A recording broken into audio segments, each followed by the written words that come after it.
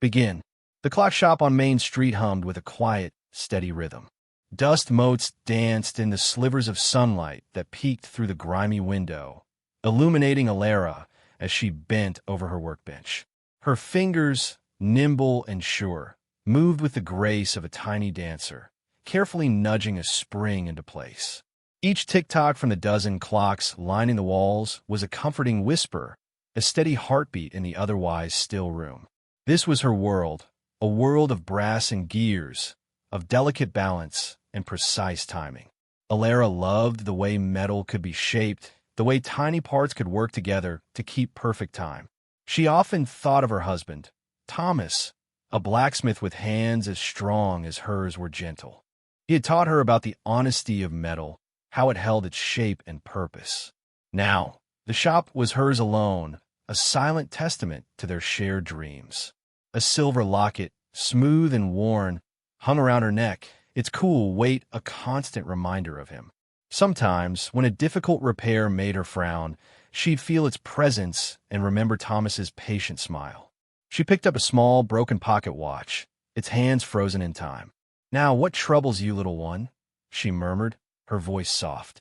The scent of oil and old wood filled the air, familiar and soothing. She reached for a tiny screwdriver, her eyes, sharp and focused, examining the intricate workings. Every gear, every tiny screw told a story. She wasn't just fixing watches, she was mending moments, bringing time back to life for people in this dusty, bustling town. The world outside, with its creaking wagons and shouting cowboys, often felt far away. Here, inside her shop, time was hers to command, a comforting, rhythmic beat against the quiet ache in her heart. She found peace in the steady, rhythmic pulse of the shop, a constant companion in her quiet life. End. Begin. The quiet rhythm of Alara's shop was suddenly broken by the jingle of the bell above the door. A tall shadow filled the doorway, and a man stepped in, bringing with him the smell of horses, dust, and something wild. He was rough-looking, with a wide-brimmed hat pulled low and a thick, dark beard that hid most of his face. His clothes were worn and dusty, and his eyes, though hard, seemed to hold a flicker of something else, something sad. This was Silas, a man known more for moving cattle than for polite conversation. Alara straightened up, her small frame not at all scared by his big presence. She simply waited, her gaze steady. Silas shifted his weight, clearing his throat. "Heard you fix things," he rumbled, his voice like gravel. He pulled a tarnished, heavy pocket watch from his vest pocket. It was old, very old, its silver case dull and scratched. He placed it gently on her clean workbench, a surprising tenderness in his rough hands. "This here, it belonged to my grandma. Broke a long time ago. She loved it more than anything." Alara picked up the watch. It was a beautiful piece, despite its neglect. The face was cracked, and one of the hands hung loose, but even so, she could see the careful work that had gone into making it. "It's a fine watch," she said, her voice soft but clear. "What seems to be the trouble?" Silas looked down at his boots. "Just stopped one day. Ain't ticked since. I tried to fix it myself, but I just made it worse." He shrugged, a hint of shame in his tone. "She carried always. Said it was special. If anyone can get it going again, they said it'd be you." Alara nodded, her fingers already tracing the worn patterns on the watch's casing. The metal felt cool beneath her touch. It wasn't just a broken watch. It was a piece of someone's past, a link to a memory. She understood that feeling well. "I'll do my best, Mr. Silas," she promised, her eyes still on the old timepiece.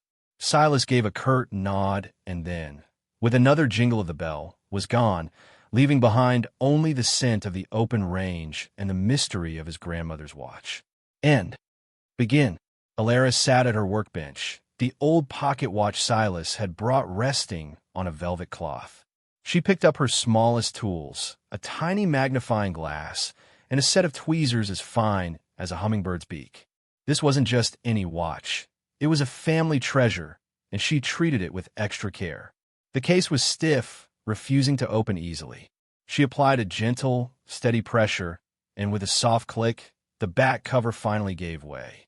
Inside, the gears were jammed, coated with years of dust and grime. But as she peered closer, something else caught her eye. Tucked tightly against the inner wall of the casing, hidden beneath a thin layer of felt that had come loose, was a tiny, folded piece of paper. It was yellowed with age, almost blending in with the old metal. Her heart gave a little thump. This was unusual.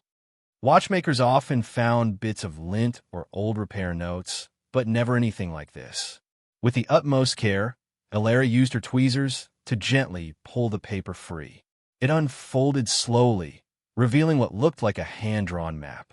The lines were faded, but she could make out crude drawings of hills, a river, and a small building marked with an X. Her brow furrowed in concentration. It wasn't a map of the town, nor any place she immediately recognized. It looked old, very old, perhaps even older than the watch itself. She laid the map flat on her bench, smoothing out its creases with the back of her finger. The paper crackled softly. On one corner, almost too faint to see, were a few letters and numbers, perhaps coordinates or a date. It was clearly meant to be a secret, hidden away for a reason. Why would someone hide a map inside a watch? And what did it lead to? Alara felt a tingle of curiosity, a feeling she hadn't experienced in a long time. This was more than just a repair. It was a puzzle, a whisper from the past, waiting to be understood. End. Begin. Alara peered closer at the faded map, her fingers tracing the delicate lines. The X marked a spot where a small homestead was drawn, complete with a tiny chimney and a fence. The surrounding land had familiar-looking hills and a winding creek. She felt a strange pull, a sense of déjà vu. She thought of stories her grandmother used to tell, tales of their family's original land, a homestead that was lost long ago, swallowed by legal trickery and false claims. A memory, faint at first, then sharp as a pinprick, surfaced, her grandmother's voice, lamenting the Willow Creek homestead, a place her great-grandparents had built with their own hands. Alara looked at the map again.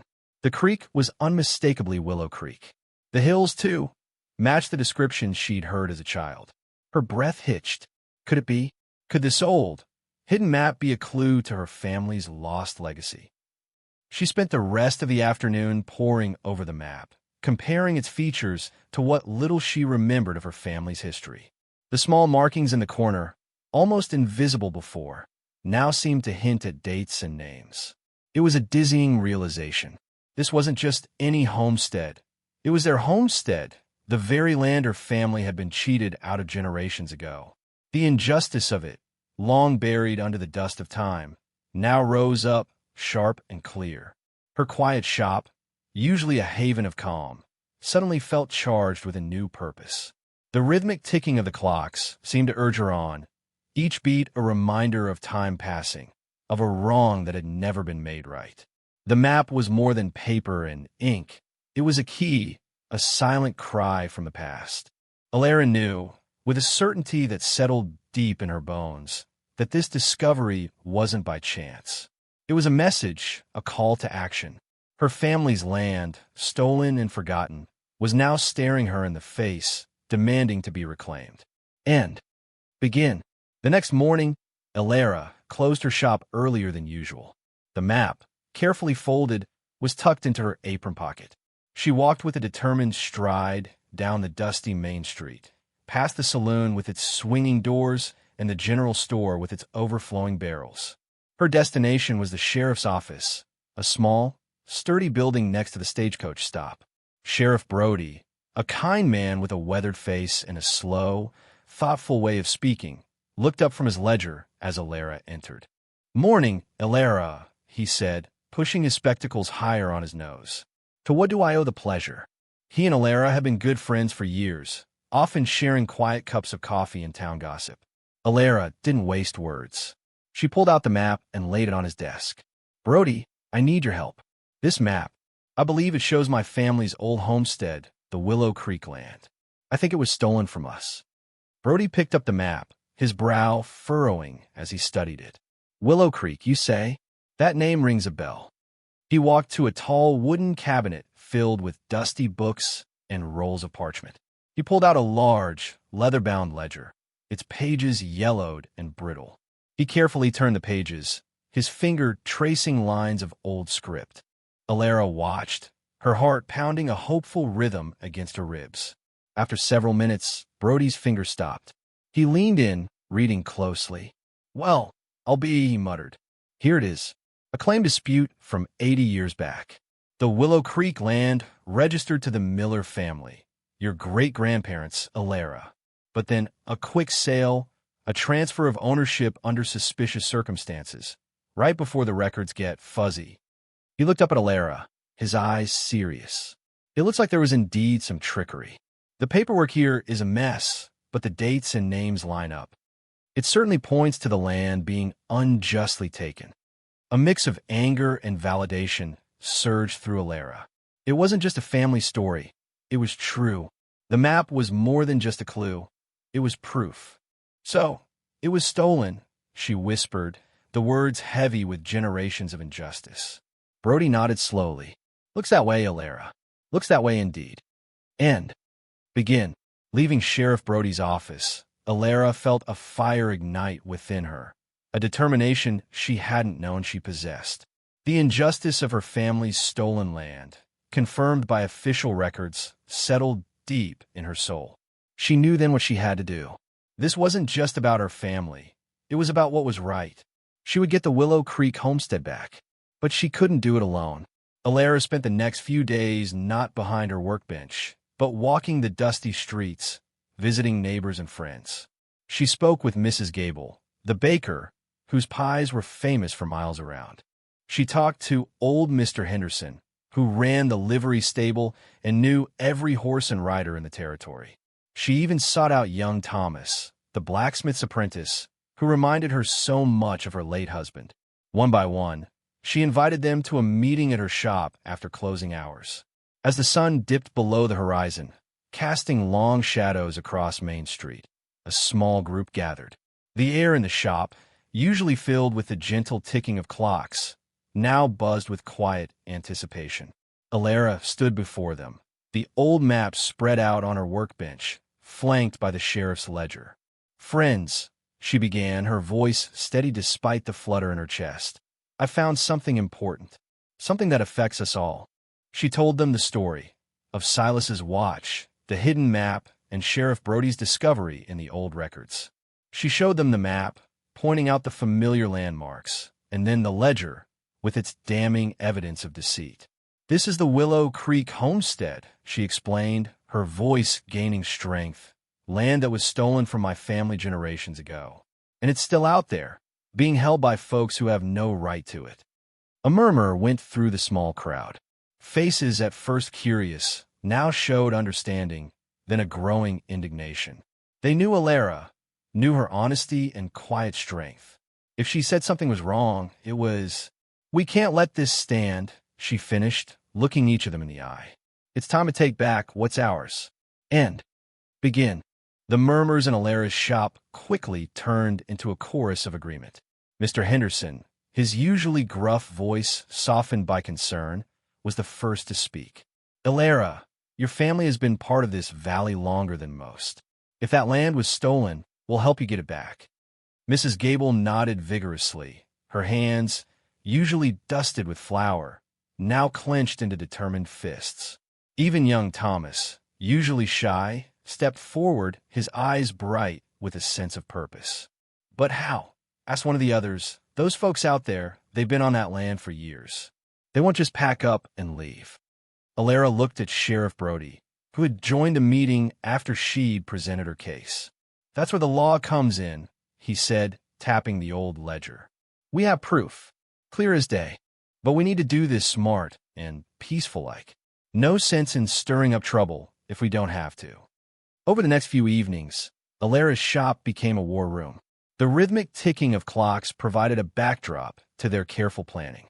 They studied the map, comparing it to newer, less accurate ones of the area.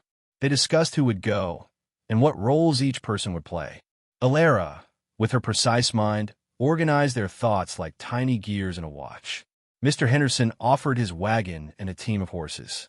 Mrs. Gable promised enough food to feed an army, knowing that a long talk might turn into a long day. Young Thomas, with his blacksmithing skills, offered to help with any repairs needed at the homestead. Sheriff Brody explained the legal steps, outlining how he would present the evidence of the original claim and the fraudulent transfer. They decided on a day, just after the stagecoach was due through, hoping it would draw less attention. The plan was simple: show up with the evidence, state their claim clearly and firmly, and have the sheriff present to make it official. It was a bold move, but one rooted in justice and a strong community spirit. Alara felt a surge of hope. With her friends by her side, the task ahead, though daunting, felt achievable. And begin. The morning air was crisp and cool as Alara, alongside Sheriff Brody and a dozen determined townsfolk, set out for Willow Creek. Mr. Henderson's sturdy wagon led the small procession, carrying supplies and the weight of their purpose. Alara clutched the precious map and the sheriff's ledger, her heart beating a steady, hopeful rhythm, much like the watches she repaired. They rode in silence, the only sounds the creak of wagon wheels and the soft thud of hooves on the dusty trail. As they rounded the last bend, the homestead came into view. It was exactly as the map had depicted, nestled by the winding creek, a small cabin with a wisp of smoke curling from its chimney. A few chickens scratched in the yard, and a couple of horses grazed nearby. The scene was peaceful, almost idyllic, making the injustice of it all sting even more. Sheriff Brody dismounted first, his presence commanding even from a distance. Alara and the others followed, forming a quiet but firm line behind him. Their arrival was unexpected. A man, who had been chopping wood near the cabin, paused, axe mid-air, his eyes wide with surprise. A woman peered out from the cabin door, her hand shading her eyes against the morning sun. They clearly hadn't anticipated visitors, let alone an entire delegation from town. The man dropped his axe with a clang that echoed in the sudden stillness. He looked from the sheriff to Alara, then to the watchful faces of the townspeople. His gaze lingered on the official-looking papers Alara held. The element of surprise, precisely as they had planned, was complete. No shouting, no threats, just the undeniable presence of law and community, standing together for what was right. The stage was set for Alara to finally speak her truth, backed by the solid evidence that now weighed heavily in her hands. And begin. The man, whose name was Jeb, eyed the group warily. The woman, Martha, stood protectively in the cabin doorway. Sheriff Brody stepped forward, his voice calm but firm. "Jeb, Martha, my name is Sheriff Brody. This here is Alara, and these are good folks from town. We've come about this land." Alara, clutching the old map and the ledger, stepped beside the sheriff. Her heart was still thumping, but her voice was clear and steady, like the chime of a newly repaired clock. "This homestead, Willow Creek, belonged to my great-grandparents. It was taken from them many years ago through dishonest means." She held up the map. This map was hidden in an old watch, a clue to where the true history of this land could be found. She then showed them the ledger, pointing to the faded entries. "Sheriff Brody here has checked the town records. They show that my family, the Millers, were the rightful owners. The transfer of this land was fraudulent." Jeb looked from the map to the ledger, then back to Alara's earnest face. Martha, too, stepped closer, her expression shifting from suspicion to confusion. They looked at each other, then back at the evidence. The truth, presented so plainly, was hard to deny. They had believed this land was theirs, passed down to them, but the old records and the hidden map told a different story. Sheriff Brody spoke again, his voice kind. "We understand this might be a shock. We're not here to cause trouble, but to right a wrong. You'll have time to pack your things and find another place. We can help you with that." Jeb slowly nodded, his shoulders slumping. We didn't know," he mumbled, looking around at the land that had been his home. Martha let out a shaky breath. It was clear they were not bad people, just people who had inherited a lie. After a moment of heavy silence, Jeb finally looked up at Alara. "All right, ma'am," he said quietly. "We'll go. We just need a few days." A wave of relief washed over Alara. The precise, peaceful reclaiming had worked. And begin. A week later, the Willow Creek homestead stood ready for its true owners. Jeb and Martha, with the help of Sheriff Brody and a few townsfolk, had packed their belongings and moved on, leaving the small cabin empty but tidy. On a sunny Saturday, Alara and her neighbors returned, this time not with grim determination, but with hammers, saws, and cheerful voices. Mrs. Gable brought her famous pies, and Mr. Henderson directed the setting up of a picnic. Young Thomas, with his blacksmith's tools, began to mend a broken gatepost. The air was filled with laughter and the sounds of rebuilding, a joyful contrast to the silent ride of their first visit. Alara walked through the little cabin, touching the rough-hewn walls, feeling the spirit of her ancestors. The hearth, cold for so long, would soon blaze with a welcoming fire. As the sun began to set, casting long, golden shadows over the reclaimed land, everyone gathered. Sheriff Brody raised a cup of cider.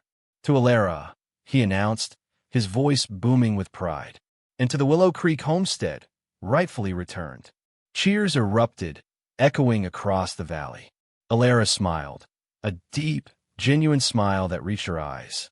The locket around her neck felt warm, almost as if Thomas himself was there, sharing in this moment. She looked at her friends, their faces tired but happy, illuminated by the last light of day. It wasn't just a piece of land. It was a testament to what people could achieve when they stood together to right a wrong that had festered for generations. She had started this journey with a broken watch and a hidden map, driven by a quiet sense of injustice. Now, standing on her family's land, surrounded by her community, she felt a profound sense of peace. The ticking of the clocks in her shop had always been a comforting rhythm, but the heartbeat of this reclaimed land, filled with the joy of her neighbors, was a song of triumph. She was happy, so very proud, knowing she had made things truly right. End.